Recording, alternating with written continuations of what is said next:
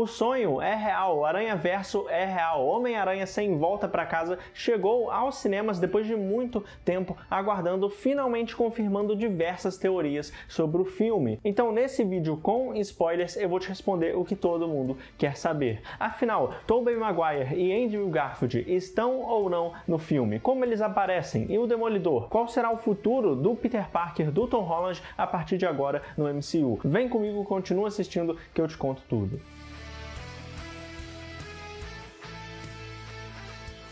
Fala nerds, eu sou o Lucas, sejam muito bem-vindos ao Experiência Nerd. Homem-Aranha Sem Volta para Casa vem quebrando todos os recordes de bilheteria, se tornando a segunda maior abertura da história do cinema nos Estados Unidos, logo depois de Vingadores Ultimato. E mesmo com toda a situação de pandemia mundial, o filme vem se consagrando como um enorme sucesso comercial de público e de crítica. E agora teremos a resposta definitiva. É tudo isso mesmo? A Marvel se superou dessa vez? Afinal, é um dos melhores filmes do Homem-Aranha? É exatamente isso que a gente vai descobrir agora aqui no Experiência Nerd. Então se você curte o nosso trabalho, já deixa o seu like aí embaixo que valoriza demais o nosso canal. E se você quer receber mais vídeos, se inscreve agora com o sininho ativado, que só assim você vai ficar informado sobre tudo no universo nerd. Lembrando que nesse vídeo nos focaremos na parte com spoilers do filme. Então caso ainda não tenha visto o filme, fica avisado aqui. E para comentar todos eles eu vou dividir em alguns tópicos para ficar mais organizado. E começando por Demolidor. Com a acusação de que o Homem-Aranha foi o assassino do Mistério ao final de Longe de Casa, que a gente revê aqui por outro ponto de vista, uma das maiores especulações desde o começo foi sobre quem representaria o Peter Parker como seu advogado. E muitos fãs, inclusive eu, especulou de que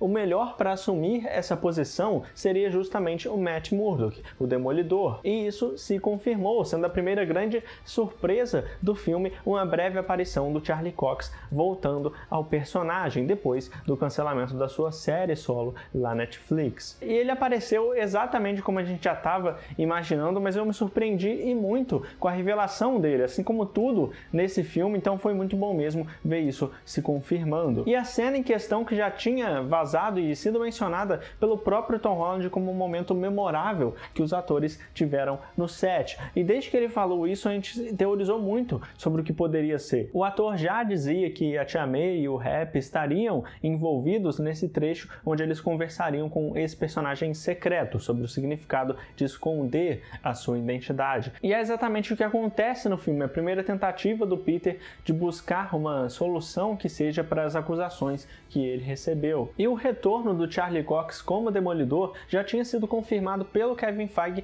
dias antes do lançamento, mas claro, sem revelar em qual produção ele estaria. E agora a gente pode ter a certeza de que o Matt Murdock realmente faz parte do MCU, o que é realmente incrível, porque como eu já disse aqui antes, a série que ele teve na Netflix é uma das melhores adaptações televisivas já feitas na Marvel, se não a melhor. E essa aparição só confirmou esse enorme potencial que ele tem, o quão boa é a atuação dele nesse papel, e também faz uma ligação, querendo ou não, com o próprio Rei do Crime. E essas duas revelações foram planejadas para acontecer desde o começo ao mesmo tempo, assim como a gente teorizou. Sexteto Sinistro. Os vilões presentes na história sempre foi uma das maiores especulações durante toda a produção, com muitos vazamentos, artes conceituais, notícias, anúncios e trailers que indicavam a aparição de vários personagens. E realmente a gente teve todos eles, mas ao invés de 6 vilões para formarem o Sexteto Sinistro, a gente teve apenas 5. Foram apenas 5 que apareceram, desfazendo inclusive as teorias de que o Mistério poderia aparecer também. E até o Rhino também, mas com certeza o Mistério faria ainda mais sentido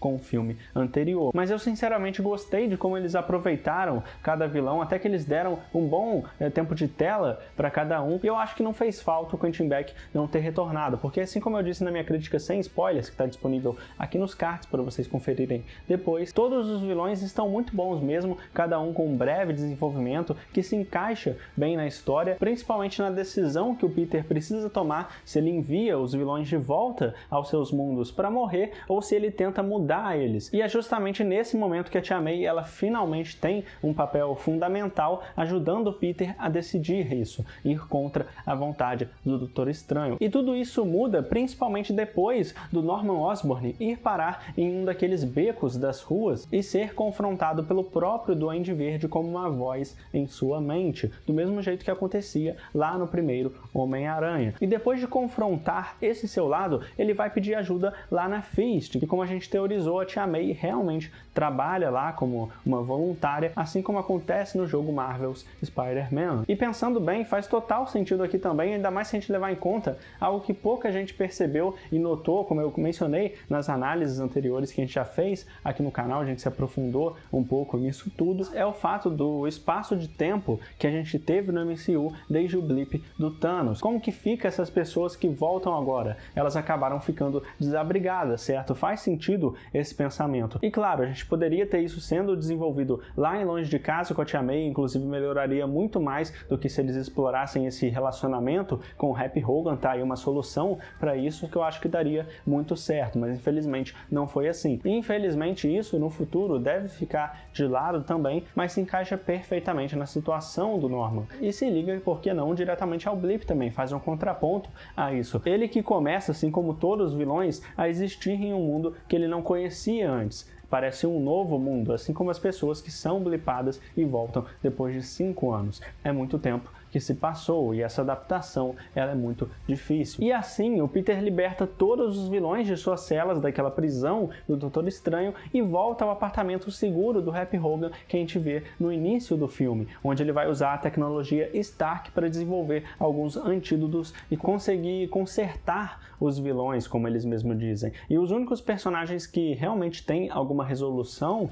para os seus problemas, nesse momento, são o Dr. Octopus, quando o Peter desenvolve um chip que devolve o controle da mente do Otto Octavius sem que ele seja dominado pelos braços mecânicos, sem que eles falem na cabeça dele. E também o Electro, ele tem uma solução para o seu problema, por um dispositivo que vai sugar e guardar a energia elétrica do Max Dillon. E quando tudo parecia dar certo, a gente tem a principal reviravolta da história, quando o Duende Verde ele se revela e volta a tomar o controle do Norman Osborn, dizendo que apenas observou pelos olhos do Osborn tudo que acontecia. E depois de mais um momento incrível de atuação do William Dafoe, com aquele sorriso de maníaco, todos os vilões, menos o Otto Octavius, se voltam contra o Peter e acabam escapando do apartamento do Happy. E, inclusive, o que liga os vilões ao Homem-Aranha no filme, que de início parecia ser que era por causa que todos morreram nas mãos do Homem-Aranha em seus respectivos universos, mesmo que isso não tenha acontecido literalmente por todos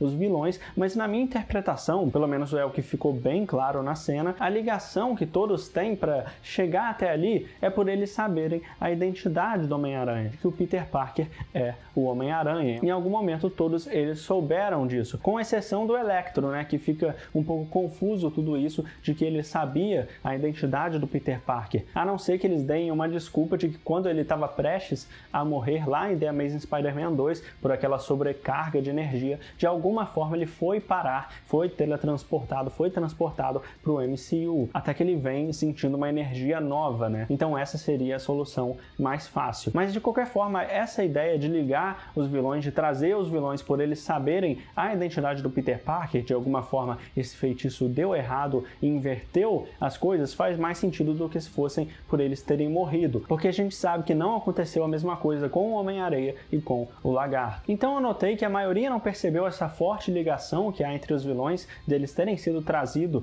de alguma forma por estarem conectados ao feitiço sobre a identidade do Peter. E falando em ordem de aparição, esses são todos os vilões que estão no filme. Primeiro, o Dr. Otto Octavius, vivido pelo Alfred Molina, que aparece lá na ponte junto com o Norman Osborn como Duende Verde pelo William Dafoe. Com isso a gente tem o Dr. Kurt Connors como Lagarto pelo Rhys Ifans, que é descoberto pelo Doutor Estranho nos esgotos, ele acaba capturando ele e mandando ele para uma das celas. E em meio a isso, os os dois outros que faltam é novamente o Max Dillon como Electro, interpretado pelo Jamie Foxx, e o Flint Marko, Homem-Aranha, interpretado pelo Thomas Haden Church. A morte de um personagem importante. E a partir da grande reviravolta que a gente tem do Norman Osborn na história, o Homem-Aranha ele começa essa luta intensa e brutal contra o Duende Verde pelo prédio, e eles vão indo de andar a andar, destruindo tudo ao redor, e essa cena foi uma das minhas favoritas de todo o filme, porque é muito intenso, é muito insano tudo isso que está acontecendo, realmente dá para sentir o peso de cada golpe que eles dão, e a cada segundo que passa vai tudo ficando mais tenso e emocionante. É impressionante onde essa cena consegue chegar. E nesse momento também aqui fica bem claro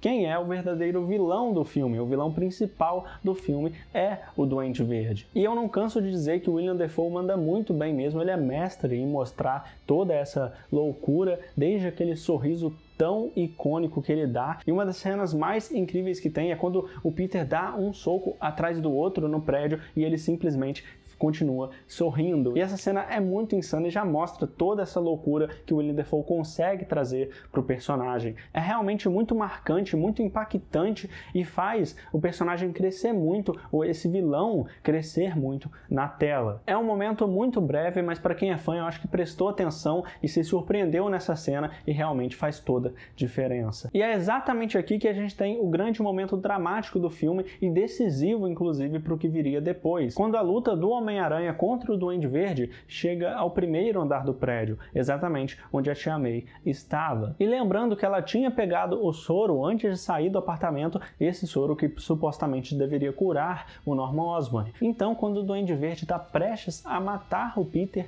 que está deitado nos escombros, a Tia May corre para tentar ajudar o seu sobrinho. Ao invés dela estar fugindo de alguma coisa, como a gente imaginava lá pelos trailers, a gente analisou aqui, ela estava na verdade indo contra o Duende Verde, indo na direção dele, e com isso logo ela consegue injetar o soro no pescoço do Norman Osborn, mas isso não funciona e o Duende ataca ela de volta, e que inclusive rende uma cena fantástica do William Dafoe, mais uma em que ele obriga o Peter a assistir, fala que ele que vai consertar o Peter, ele pega o Peter pela cabeça e faz com que ele assista a própria tia sendo atingida pelo planador. É muito, muito pesado, impactante essa cena. E depois desse ataque surpresa, a gente ainda tem aquela cena do Duende jogando uma bomba, e que agora a gente sabe que estava sim em direção a May, com o Peter ele conseguindo jogar de volta a bomba, conseguindo redirecionar a explosão para o outro lado, diferente do que parecia nos trailers. Se a gente for lembrar bem, nos trailers parece muito que não vai dar tempo dele alcançar a bomba. A Marvel realmente editou para parecer que ia explodir bem ali, mas não é isso que acontece. Mas antes, esse pedido de ajuda que a gente vê o Norman Osborn fazendo no filme, que a Tia May tem esse posicionamento de querer ajudar os vilões, e o mais interessante é que mesmo depois dela estar prestes a morrer, ela diz para o Peter que ele fez a decisão certa, que eles podem sim ter conserto. E isso, essa bondade, esse lado mais maternal dessa Tia May, era o que estava fazendo muita falta mesmo. Era uma coisa que eu queria muito ver. Assim como a grande frase que define o personagem, aparece aqui pela primeira vez, mas ao invés de ser dita pelo tio Ben, como foi pro Tobey e como foi pro Andrew, é a Tia May quem diz: com grandes poderes vem grandes responsabilidades. E nesse momento, tudo leva a crer que a Tia May ainda ficaria bem. Mas é aí que o Peter descobre que ela se feriu muito mais do que parecia. E é aí que a gente chega ao momento crucial da sua jornada como herói. Assim como sempre foi com o tio Ben em diversas adaptações, agora a gente tem essa versão quando ela acaba não resistindo e morrendo nos braços do Peter. Ele, o Peter, que é procurado pelo FBI, assim como o Happy Hogan, que chega ali no local e é rendido enquanto o Peter precisa fugir dali. O que já explica também a cena que a gente viu diversas vezes lá nos trailers, nos dois trailers, nos spots e tudo mais, quando o Rap ele aparecia sendo cercado por alguns policiais, por alguns agentes, e a gente não sabia onde essa cena se passava, e é exatamente aí. E até como a gente especulou na análise detalhada sobre o filme, a gente acertou também sobre a questão do lagarto, do Homem-Aranha, do Electro estarem perto ali no mesmo prédio, e foi o que se confirmou, como a gente falou, sobre a batalha contra o Duende Verde no prédio. Então a gente acertou muita coisa, hein? Vocês viram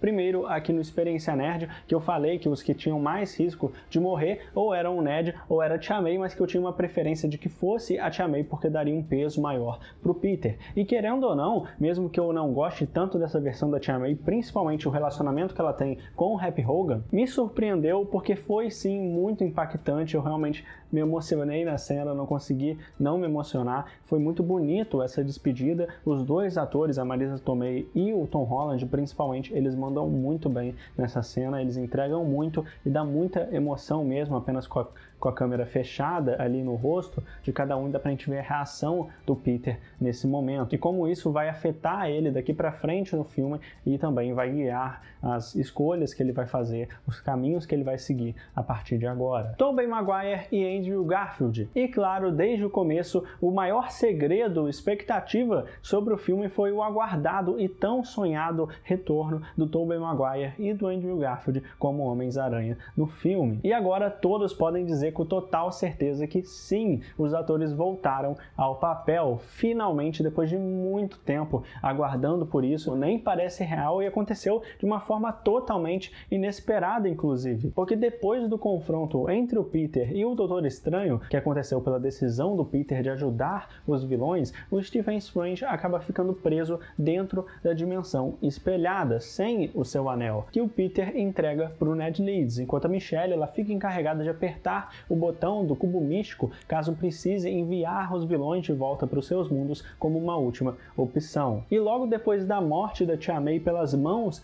do Duende Verde, o Peter se isola e não entra em contato em nenhum momento com seus amigos, que é quando o Ned decide encontrar ele usando o anel do Doutor Estranho e chamando pelo nome do Peter Parker, dizendo que precisa encontrar o Peter Parker. E é exatamente nesse momento que a gente tem o que todos os fãs esperavam, começando pela volta do Andrew Garfield como Homem-Aranha, depois de 7 anos, desde que ele deixou o papel lá em The Amazing Spider-Man 2 de 2014, nem parece real. E agora então a gente tem a confirmação da existência de outras versões do próprio Homem-Aranha, assim como os vilões, que como eu sempre disse, não faria sentido os vilões voltarem e os outros aranhas não chegarem também nessa realidade. Até porque eles mais do que ninguém sabem que o Peter Parker é o Homem-Aranha, né? Então desde o começo a cena do Andrew acenando pelo portal para eles, se encontrando finalmente com o Ned, com a Michelle e toda a interação que eles têm, tentando ver se ele é realmente o Peter Parker, que ele prove que ele é o Homem-Aranha, foi simplesmente fantástica, foi muito boa mesmo e já mostra como que ele é um ótimo ator que consegue trazer um carisma enorme, uma leveza para cenas, mas também manda muito bem quando ele precisa de entregar no drama. Ele realmente entrega, como a gente já vai comentar mais pra frente. E como se não bastasse, a Michelle e o Ned continuam tentando encontrar o seu amigo, mas dessa vez quem surge na tela é o Tobey Maguire. Pode confiar, pode acreditar que isso realmente aconteceu. É real. 14 anos depois do seu último filme lá em Homem-Aranha 3 de 2007, ele finalmente volta pro papel também, assim como Andrew Garfield. E foi muito emocionante tudo isso. Ele que revela que já estava tentando encontrar o amigo deles, procurar o amigo deles, de que sentia inclusive que ele precisava de ajuda, o que foi muito surpreendente também. E realmente nem tem o que dizer. Eu sempre quis ver desde o começo, desde o cancelamento dessas franquias lá em 2011, em 2015, com a confirmação de um Homem-Aranha 4 e depois a confirmação de um The Amazing Spider-Man 3. Eu sempre quis ver isso desde que elas foram canceladas, sempre foi de partir o coração quando essas outras franquias eram canceladas,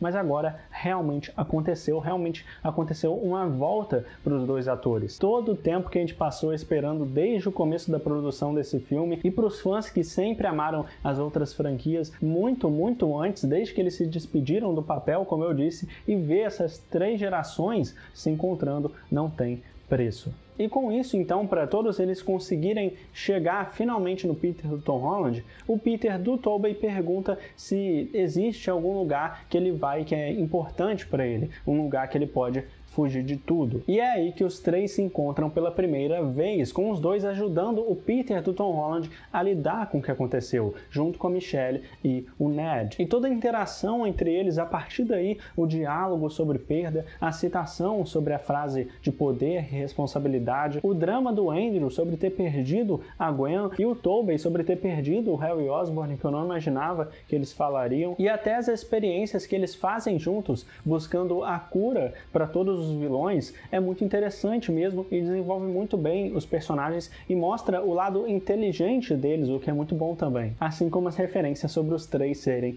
Peter Parker. E tudo isso só melhora na batalha final na Estátua da Liberdade. Desde o início, a preparação deles, o problema nas costas do Tobey, que foi muito engraçado mesmo, uma discussão entre eles sobre os lançadores de teia e a teia orgânica, uma menção hilária para os Vingadores e, claro, os três lutando juntos contra todos os vilões, e que foi muito épico de assistir. Realmente são muitos momentos inesquecíveis que a gente tem desde o começo até o final do filme, e principalmente esse momento dos três Homens-Aranha se encontrando pela primeira vez no cinema, sem dúvida já entrou para a história. E todo o processo de perda que o Peter do Tom Holland tem depois da morte da Tia May vai definindo as suas próximas atitudes e como ele busca vingança pelo que aconteceu. Mas ele vai percebendo também que esse é um caminho sem volta, que faz que ele entenda finalmente o real significado do que é ser o Homem-Aranha. Quem salva a Michelle? Com toda a batalha final na Estátua da Liberdade, o Ned e a Michelle, eles acabam sendo perseguidos pelo Lagarto,